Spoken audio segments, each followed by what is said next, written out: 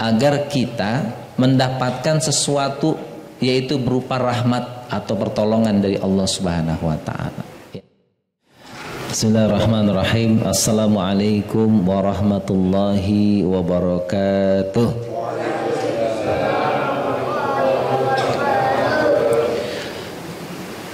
Alhamdulillahi rabbil alamin.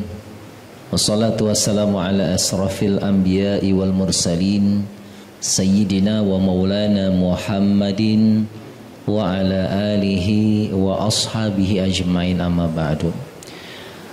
Faqala ta'ala fi kitabihil karim, a'udzu billahi minasyaitonir rajim. Bismillahirrahmanirrahim.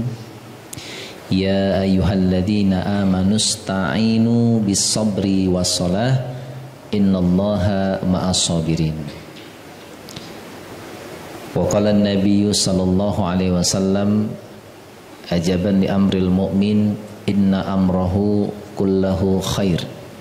Shadaqallahul azim wa sadaqa rasuluhun nabiyul habibul karim, wa nahnu ala dzalika minasyahidin wasyakirin walhamdulillahi rabbil alamin. Masih ada tenaga buat dengerin nih?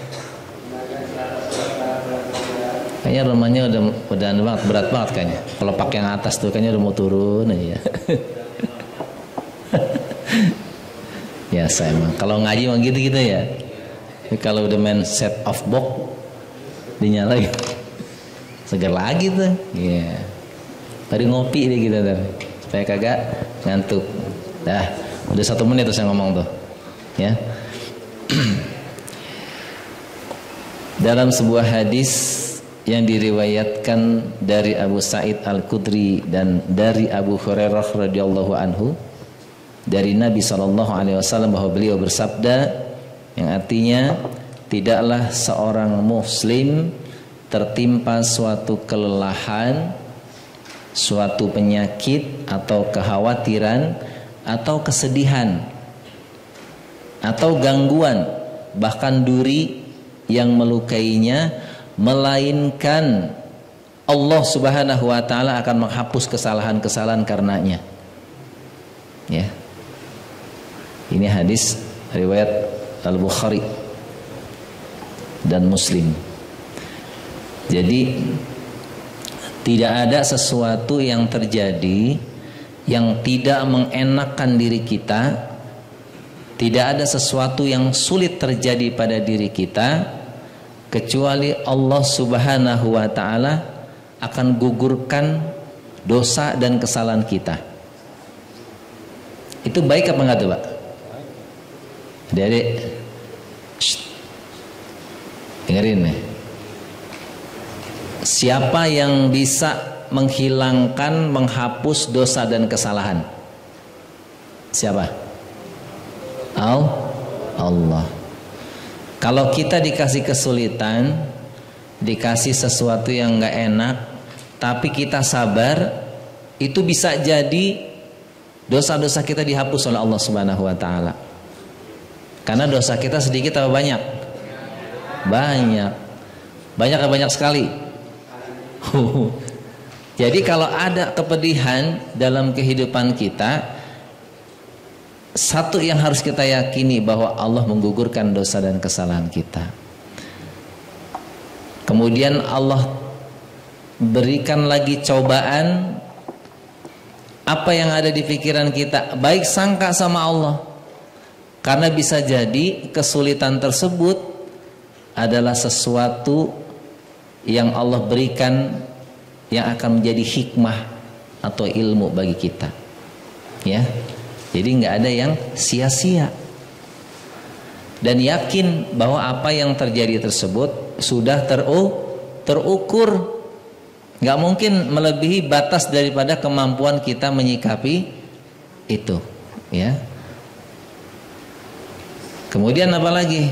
Datang lagi masalah kepada kita, yakini bahwa masalah yang terjadi tersebut Allah kepengen kita tambah soleh, tambah baik, ya. Kalau kita ngelihat sesuatu yang tidak benar di depan mata kita, itu bukan untuk ditiru, tapi untuk jadi pelajaran bagi kita agar kita tidak melakukan hal yang salah. Ya. Kemudian kira-kira kita ngedengar saudara kita ditimba daripada musibah, batin kita kemudian terasa tidak nyaman, tidak enak. Sesuatu ini jadi apa mestinya? Jadi sesuatu yang akan menambah rasa takut kita kepada Allah Subhanahu wa taala. Yang kedua, kita ingin ketika terjadi sesuatu pada orang lain kemudian jadi hikmah buat kita, kita mengharapkan sesuatu ini bermanfaat buat renungan bagi kita, buat muhasabah diri kita.